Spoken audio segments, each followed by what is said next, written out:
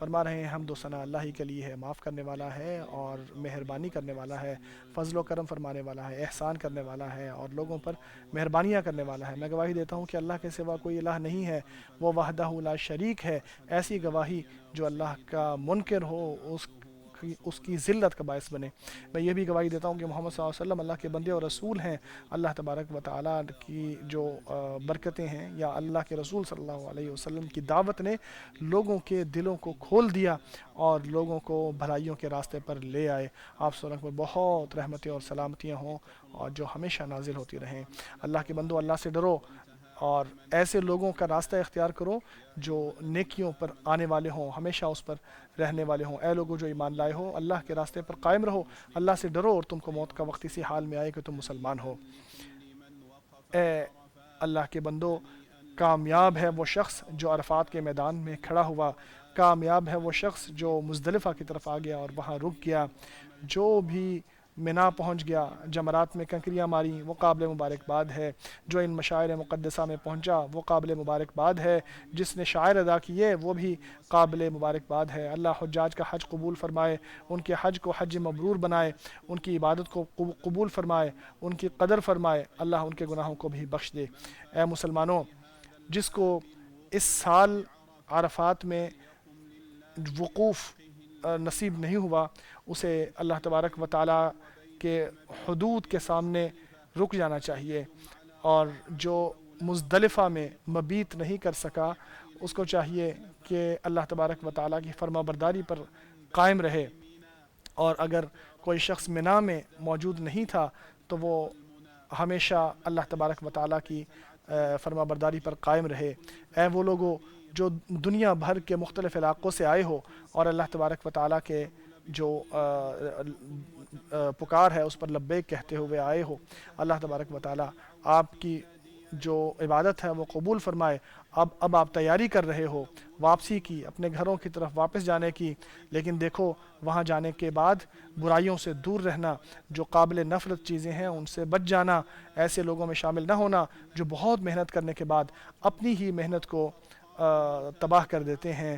وہ عورت جس کی مثال اللہ تبارک و تعالیٰ نے دی کہ جو دھاگا کاٹتی تھی، صبح و شام لگا کے پورا ایک دھاگا بناتی تھی، لیکن جب وہ ایک بہترین طریقے سے اس کو تیار کر لیتی تو اس کو خود ہی وہ دوبارہ سے الگ کر دیتی اور اس کو تباہ کر دیتی۔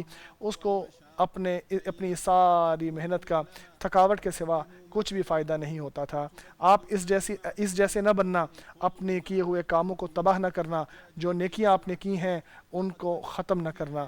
اللہ کے بندو، اے حجاج کرام، آپ نے اپنی زندگی کا ایک سفید چٹا بالکل نیا صفحہ کھولا ہے جو بالکل پاک ہے، تو ایسا نہ ہو کہ آپ ان برائیوں کی طرف واپس چلے جائیں جو اس سے پہلے آپ کرتے رہے ہیں، ایسے اعمال کرنے لگیں جو آپ کو زیب نہیں دیتی، حج کے بعد جو آپ کے لیے مناسب نہیں ہے۔ نیکی کی جائے، نیکی کے بعد تو بہت اچھی ہے اور نیکی کے بعد برائی تو بہت بری ہے۔ حج کو وہ بیریئر بن جانا چاہیے جو آپ کو ہر طرح کی برائیوں سے بچا دے، بلکہ اس کو موٹیویشن بن جائے کہ ہر نیکی کی طرف آپ کو لے کر جائے۔ حج مبرور یہی ہے کہ جب آپ واپس پلٹو تو دنیا کے معاملے میں زہد اختیار کرو اور آخرت کے طلبگار بن جاؤ۔ حاجی کے لیے کتنا اچھا ہے کہ جب وہ واپس پلٹے تو اس کی عقل زیادہ ہو گئی ہو، اس کو وقار مل گیا ہو اور اس کو جو اچھے اخلاق اپنا چکا ہو۔ کتنا اچھا ہے کہ جب حاجی حج کے بعد واپس پلٹے تو اس کا معاملہ بہت بہتر ہو چکا ہو، اس کا معاملہ اچھا ہو چکا ہو، اپنے اولاد کے ساتھ بھی اچھا تعلق رکھنے والا بن جائے اور اپنے باطن میں بھی اللہ سے ڈرنے والا ہو جائے۔ جو ایسی صفات کو لے کر پلٹتا ہے وہ ہی یقیناً بنیادی طور پر حج سے فائدہ اٹھانے والا ہے۔ یاد رکھو کہ حج کے جو فوائد ہیں ان سے معلوم ہوتا ہے وہ یہی ہیں کہ انسان توحید سیکھ لیتا ہے، اللہ کی طرف پلٹنا سیکھ لیتا ہے۔ یہی وہ چیز ہے کہ جو انسان کو اللہ کی طرف پلٹنا سکھاتی ہے۔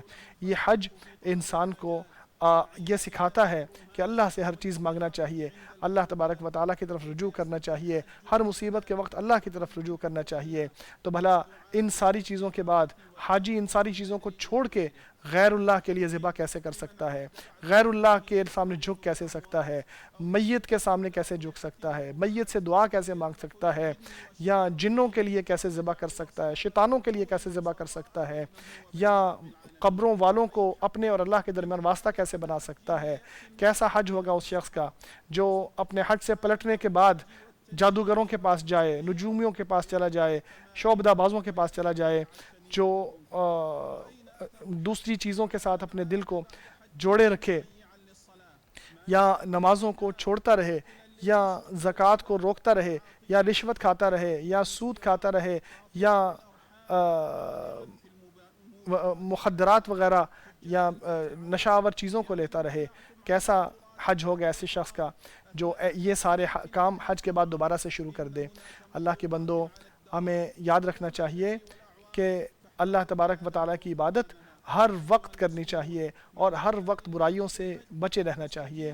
جو اللہ تبارک و تعالیٰ کی پکار پر لبیک کہتے ہوئے حج کرنے آ گیا ہے، اس کو چاہیے کہ اس کے بعد کبھی کسی ایسی آواز پر، کسی ایسے مذہب پر، کسی ایسی بات پر لبیک نہ کہے جو دین کے مخالف ہے۔ جو اللہ کے لیے حج میں لبیک کہہ چکا ہے، وہ کسی ایسی بات پر لبیک، وہ ہمیشہ اللہ تبارک و تعالیٰ کی فرما برداری کے لیے لبیک کہتا رہے۔ جہاں بھی اللہ اس کو پکارے وہیں وہ لبیک کہتے ہوئے آ جائے۔ اس لیے اللہ تبارک و تعالیٰ ہم سب کو توفیق عطا فرمائے، مجھے اور آپ کو قرآن و سنت پر عمل کرنے کی توفیق عطا فرمائے۔ میں اسی پر اکتفا کرتا ہوں، اپنے لیے، آپ کے لیے، تمام مسلمانوں کے لیے اللہ سے ہر گناہ اور غلطی کی معافی مانگتا ہوں۔ آپ بھی اسی سے معافی مانگو، یقیناً وہ معاف کرنے والا اور رحم فرمانے والا ہے۔ حمد و ثنا اللہ ہی کے لیے ہے۔ اللہ ان لوگوں کو شفا عطا فرماتا ہے جن کی شفا سے خود دوا بھی مایوس ہو چکی ہوتی ہے۔ میں گواہی دیتا ہوں کہ اللہ کے سوا کوئی الہ نہیں ہے۔ جو اللہ کی فرما برداری کرتا ہے وہ کامیاب ہے، جو اللہ کی نافرمانی کرتا ہے وہ ناکام ہونے والا ہے۔ اللہ کی رحمتیں ہوں آپ صلی اللہ علیہ وسلم پر، آپ صلی اللہ علیہ وسلم کے صحابہ کرام پر۔ اللہ کے بندو، اللہ سے ڈرو، اس کو یاد رکھو، اس کے فرما برداری کرو، اس کی نافرمانی سے بچو۔ اے لوگوں جو ایمان لائے ہو، اللہ سے ڈرو اور سچے لوگوں کا ساتھ دو۔ اے بیت اللہ کی زیارت کرنے والوں، مسجد نبوی کی زیارت کرنے والوں، اے مدینہ منورہ کی زیارت کرنے والوں، آپ دار ہجرت میں ہو، آپ اس جگہ پہ ہو جہاں ایمان سمٹ کر آ جائے گا، جہاں برکت اور بہت ساری خیر ہے۔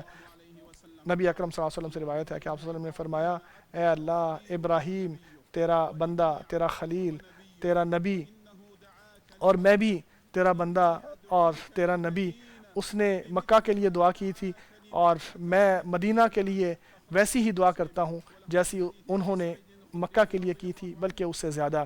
اسی طرح ابو سعید خدری رضی اللہ عنہ سے روایت ہے، اے اللہ، مدینہ کی برکت ڈبل کر دے۔ تو اللہ کے بندو، یہاں کی جو مقدس جگہ ہے، اس کے تقدس کو جانو، اس کا احترام کرو، اس کا ادب کرو۔ نبی اکرم صلی اللہ علیہ وسلم کا فرمان ہے کہ میری اس مسجد میں ایک نماز دوسری مسجدوں میں 1000 نماز سے بہتر ہے، سوائے مسجد حرام کے۔ اسے امام مسلم نے روایت کیا ہے۔ اس سے پتہ چلتا ہے کہ یہ مسجد کتنی اہم، کتنی فضیلت والی اور کتنی بہتر ہے۔ اللہ کے بندو، وہ شخص کہ جس پر دنیا کے سب سے اچھے دن ابھی گزرے ہیں، اے وہ شخص جس نے ابھی دنیا کے سب سے افضل دن دیکھے ہیں اور وہ نیکی کے مواقع پا چکا ہے، جبکہ وہ گناہوں میں اور غفلت میں پڑا رہا ہے۔ دیکھو، کیا تم نے حجاج کو دیکھا نہیں؟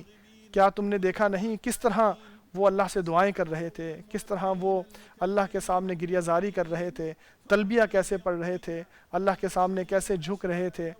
دیکھو، مجھے بتاؤ کون سی چیز تھی جس نے آپ کو اللہ کی فرما برداری سے روکے رکھا تھا؟ کون سی چیز تھی جس نے آپ کو گناہوں کی طرف مائل رکھا تھا؟ کیوں ایسے کہتے رہے کہ آج توبہ کروں گا، کل توبہ کروں گا؟ یاد کرو، وہ وقت آنے والا ہے جب اکیلے قبر میں رات گزارو گے۔ دیکھو، ابھی آپ کے پاس وقت موجود ہے، آپ کے پاس ابھی مہلت ہے۔ آپ کو چاہیے کہ آپ اللہ کی طرف پلٹ آؤ۔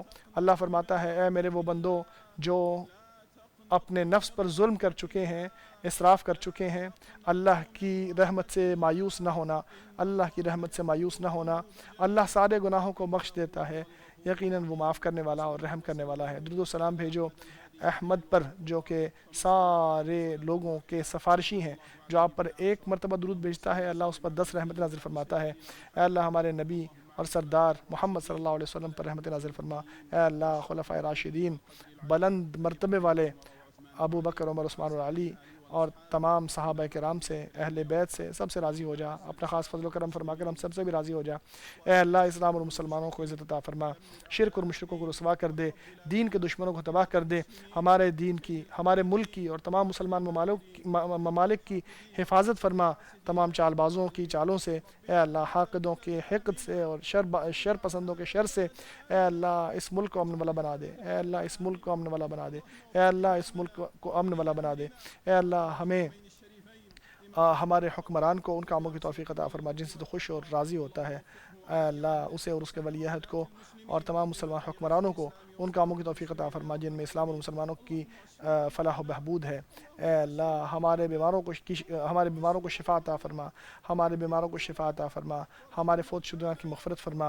اے اللہ ہمارے فوت شدگان کی مغفرت فرما۔ اے اللہ فلسطین میں ہمارے بھائیوں کی مدد فرما۔ اے اللہ ان کی چوٹ کو دور کر دے، اے اللہ ان کی نصرت کو قریب کر دے، ہماری دعا کو اے اللہ قبول کر لے۔ تو ہی کریم ہے، تو ہی عظیم ہے، تو ہی رحیم ہے۔